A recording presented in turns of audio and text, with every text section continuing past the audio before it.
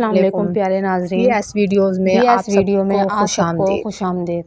ناظرین کرام، ہم پڑھ رہے ہیں حضور پاک صلی اللہ علیہ وآلہ وسلم کی احادیث اور ان کے پیارے میٹھے فرمان۔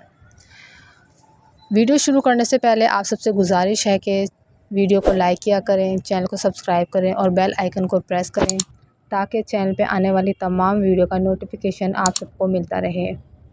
ہم چلتے ہیں پہلے فرمان مصطفیٰ صلی اللہ۔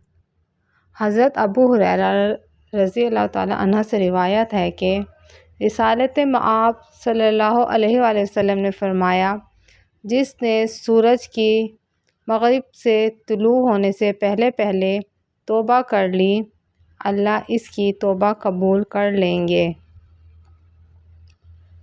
حضرت محمد صلی اللہ علیہ وآلہ وسلم کا فرمان ہے، سب سے زیادہ عاجز وہ شخص ہے جو دعا کرنے میں بھی عاجز ہو، اور سب سے زیادہ بخیل وہ شخص ہے جو سلام کرنے میں بخل کرتا ہو۔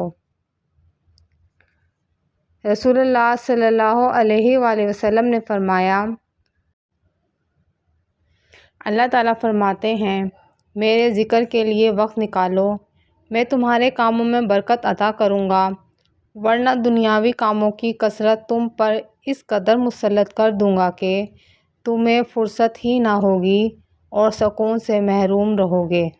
خاتم المرسلین صلی اللہ علیہ وآلہ وسلم نے فرمایا، اللہ تعالیٰ کو سب سے بڑھ کر محبوب بندے وہ ہیں جو لوگوں کے کام آنے والے ہیں۔